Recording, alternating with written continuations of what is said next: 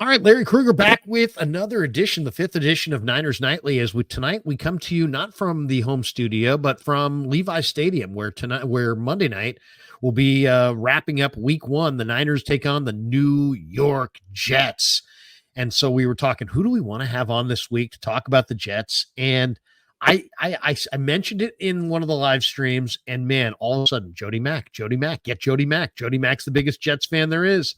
And of course, you know that name, Jody Mack.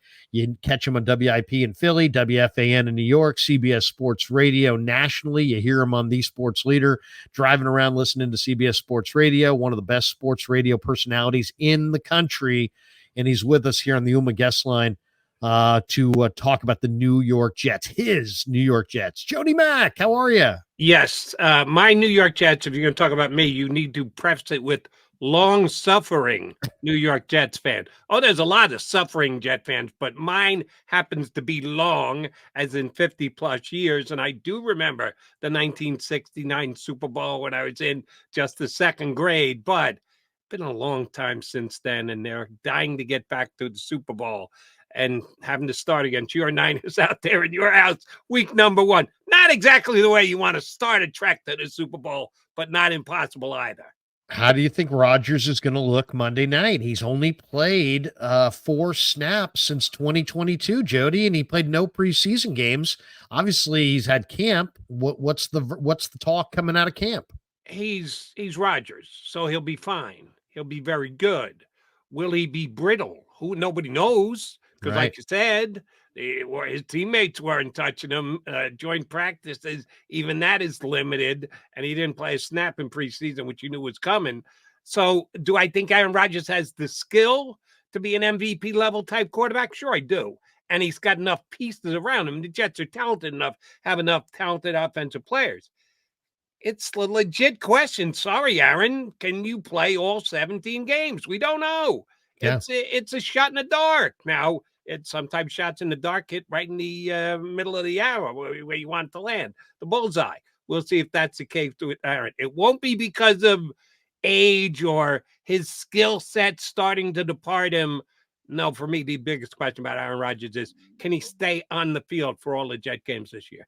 You know, when I looked at the number on this game, the spread, the total dropped. So it makes me think it's going to be a low scoring, physical, run the ball kind of a slugfest between these teams.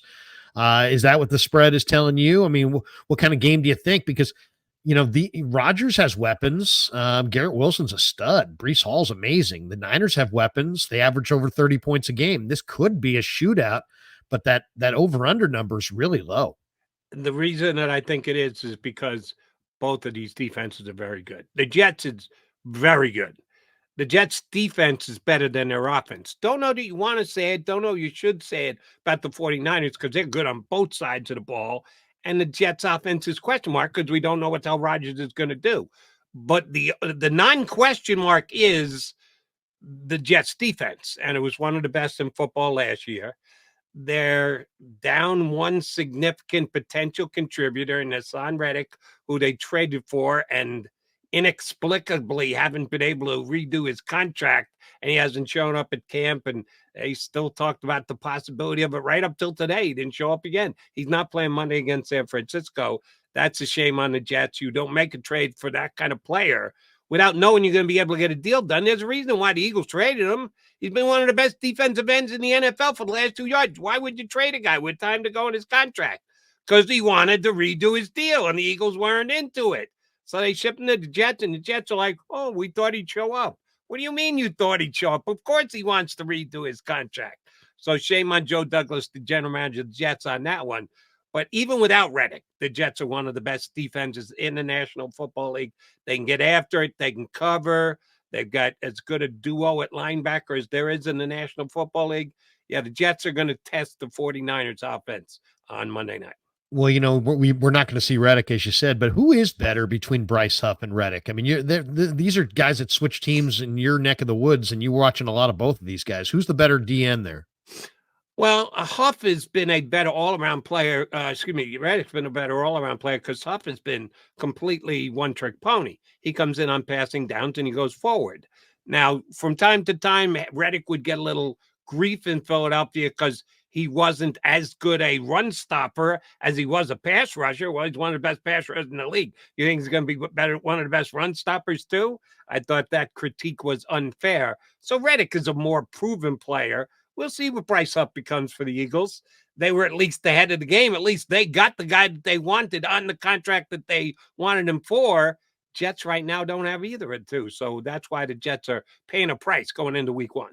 Now, you mentioned Joe Douglas. I've always thought he's a pretty good evaluator, but how much does Joe Douglas and the combo of Douglas and Robert Saleh, who obviously was here, how much of those guys on the hot seat? I know it's New York, and I know last year washed away after 4 plays, but where's Woody Johnson, in this mix as far as they're concerned? I know he's near 80. I know he's wanted to win a long time. He's owned the thing for about 25 years. They've never come close to winning. Are these guys on the hot seat? Oh, I believe so. They should be. If they're not, Yeah. they should be. And we know the owner from time to time gets involved with other ventures other than just running the New York Jets, which gets him critiqued and criticized in New York all the time. I hope he's paying enough attention that if the Jets don't make the playoffs again this year, he goes clean sweep and brings out the big broom and starts the whole process all over again. I think they are a playoff team. They should be a playoff team. They've got enough talent to be in the playoffs. If they're not, the seat should get exceedingly hot under both the general manager and head coach's chairs. All right, a couple quick matchups in this thing. What do you think of the perimeter matchups? It's Ayuk, it's Debo, it's JJ, Jawan Jennings, and it's a trio that might be the best trio going. Sauce Gardner, DJ Reed, who's a former Niner, Michael Carter II. To me, this is a big matchup in this game, the perimeter. Who do you think got the edge? Carter just got a extension the last 2 days, Right. so he's tied up to stay with the Jets for a good couple of years going. You're right, that's a key matchup. Jets have as good a secondary as anyone in National Football. Numero uno, best secondary in football as far as I'm concerned, but the Niners come at you different ways. What is Brandon Ayuk going to be? I would speculate he'd be fine, but you don't know until he gets out there, and you got to Right. look at him under game conditions. We know Debo will be fine. Amazing that you don't have your rookie pass catcher Pearsall, who what? He gets shot and he's Got there shot in downtown San Francisco. right, and then he's at the workout facility the next day lifting weights. There's a tough guy. There's the kind of guy I want on my team. If that's the case, damn, that's Seriously. impressive. Yeah, no, seriously, man, a scary thing. And but yeah, he the bullet somehow traveled in his chest, out his back, missed the spine, missed the lungs, missed the heart. He's a very, very lucky guy. John Lynch was at the hospital. The doctors there told him, Jody, that type of a gunshot wound, the survival rate's like 2 out of every 100. No So kidding. Holy the mackerel. kid is definitely somebody's above looking down on him, and it's not his time. But another matchup in this thing I think is going to be really fun is the Jets defensive ends.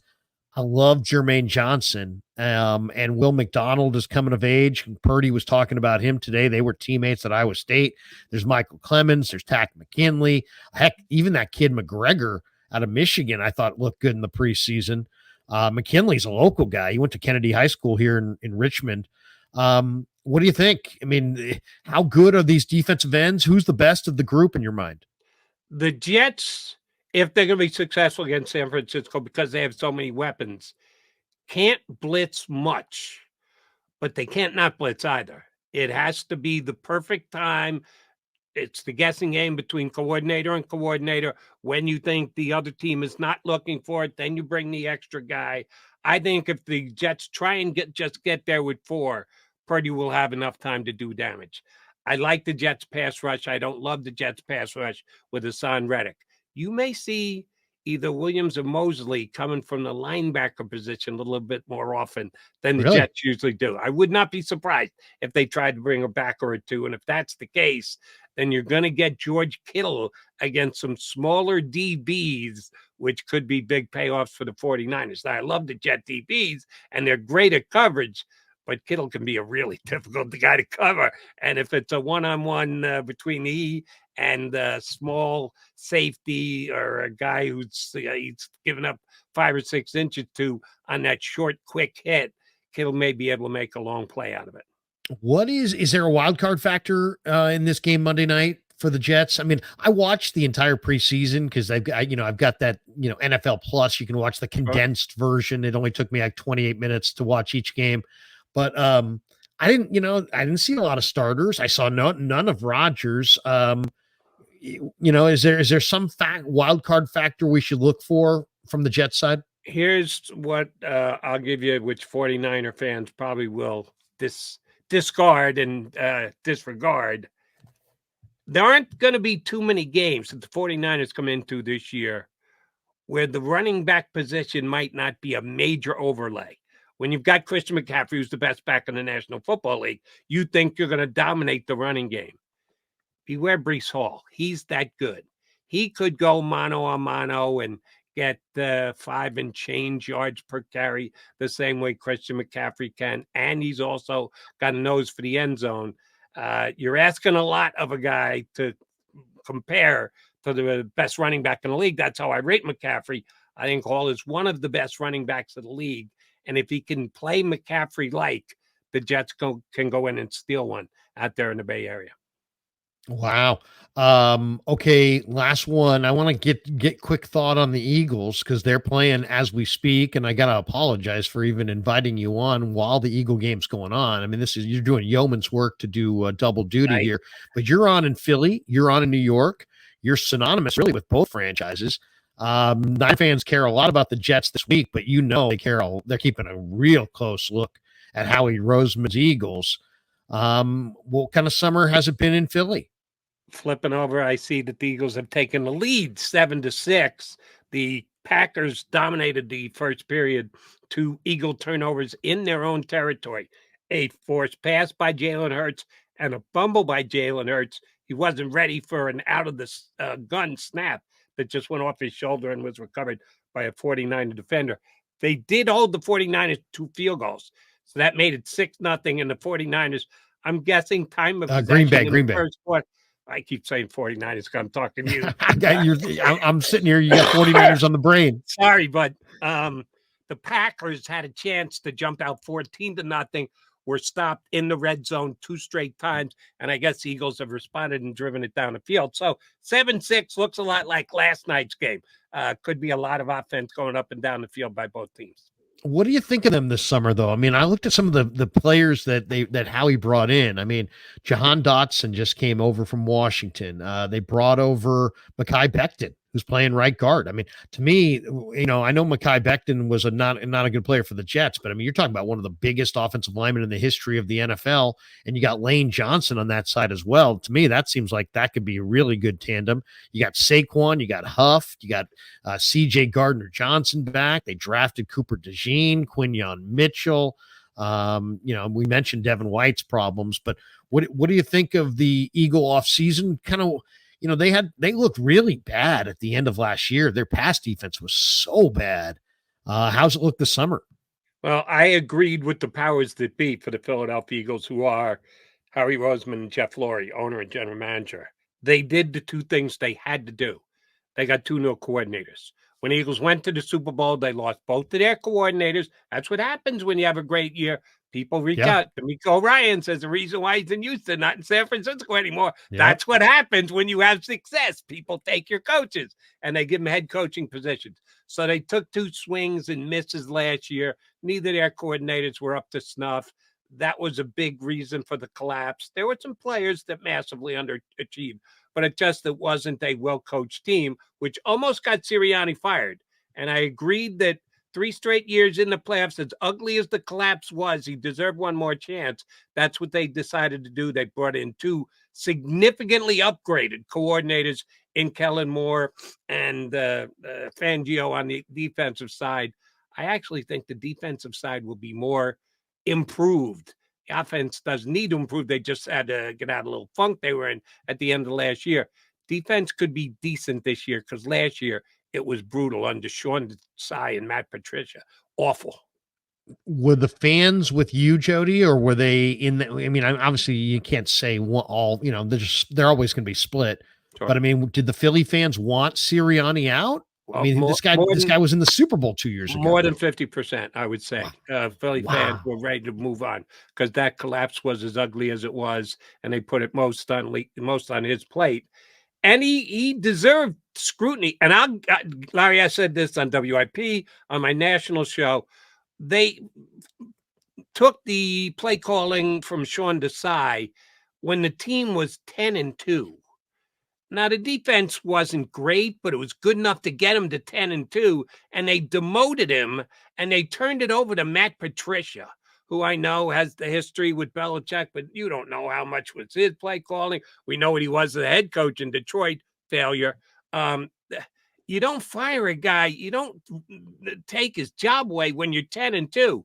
The Eagles did, and Sirianni continues to insist it was his idea, that he went to management and said, I need to swap out my DCs. I need to give Matt Patricia the coordinator position.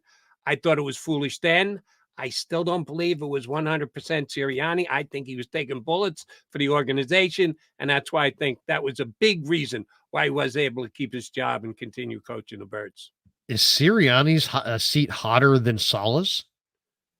I mean, you're in both, and I'm really talking more from the media sense of the thing, because you're right there in the eye of the storm in both markets. Nobody could speak to this better than you, Jody. I mean, you're talking to fans in New York on the Fan. You're talking to fans down in Philly on IP. You got a great sense for both fan bases. Which fan base is more? Because I really like Robert Saleh. He's less of a lightning rod. He's also accomplished a lot less. Sirianni's accomplished more, but he's so smug. He's so easy to dislike, it seems like. I don't know, maybe Philly fans love him, but it seems like out here people can't stand him. Some do, some don't, and Sirianni's okay with it if you don't like him because he does it his way, and it's been successful enough for him. I would have to say, I think it's very close, very comparable. If you're asking me my opinion, right, Saleh should be on the hotter seat. I think it's more pressing for him that the Jets have success and make the playoffs this year. Now, if the Eagles don't even make the playoffs, the Eagles are working from a position of we start with the playoffs, at least the wild card spot. If they don't make that, this team's 9-8 and end up missing the wild card because of a tiebreaker. Yeah, Sirianni could pay for it with his job. I went with the Niners and the Texans as my Super Bowl pick. I just think that Deshaun Watson trade, the more I look at it, the more I'm thinking, wow, that gives the Texans such a leg up. And then they added Danielle Hunter and Diggs, and oh, wow. I'm a big fan of D'Amico, and that offensive coach is a pretty good coach. He was here. I kind of like, I'm going Niners Houston. That's my pick. What did you make a pick? Yes. Oh, yes. The game that we're leading into and will be played on Monday night will be done again in New Orleans come February. Before it ever started back in June, I made my annual wager of picking the two Super Bowl teams, and I bet the Jets against the 49ers. So that is my matchup for this year. Jets Niners. Yep. Oh my gosh. What would it? And I've taken Eagles 2 straight years. This is the first time I've gotten on the Niner bandwagon. I took the Eagles 2 years ago when they went to the Super Bowl. I took them last year again. That didn't work out so well. First time I've moved to the 49ers, and I got them going against Aaron Rodgers. I like it. And I like the fact that you're going with the Jets too, because that shows heart, and I love that. Last one before we let you go. The fan base, like out there. I mean, the Yankee fans, they always say, oh, they're very corporate. The Mets fans are louder, brash, more obnoxious. Is it pretty much Yankees, Giants, Jets, Mets, and or do you have, are there Yankee Jets fans out there? I mean, there are some, but it breaks down along traditional lines more than anything. Jets and Mets, for those who are old enough to remember, and I happen to be one of them, played in the same stadium at one point. The Yankees and the Giants, and I attended a football game at Yankee Stadium. You talk about being young. wow. I think I was in the first grade.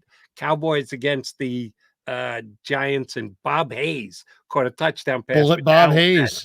Yes. So I've seen games in too many stadiums in New York over the years, but the Giants and the Yankees have always been kind of tied together, and the Mets and the Jets have been semi tied together. But there's crossovers to all the different teams and all the different fans. But if you're looking for the most traditional, it's Yanks, Giants, Jets, Mets. And who's got the bigger fan base? Like, the Niners and Raiders were here together, but the Niners had the bigger fan base. The Raiders then became a global brand, LA and so on and so forth.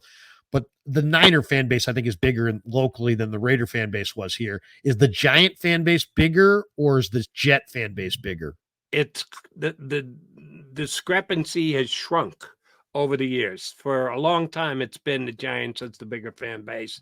They were around first in the NFL before the AFC came around. So they had a head start with the Jets over the Jets in just fan bases. Over the years, I would say the Jets have closed the gap.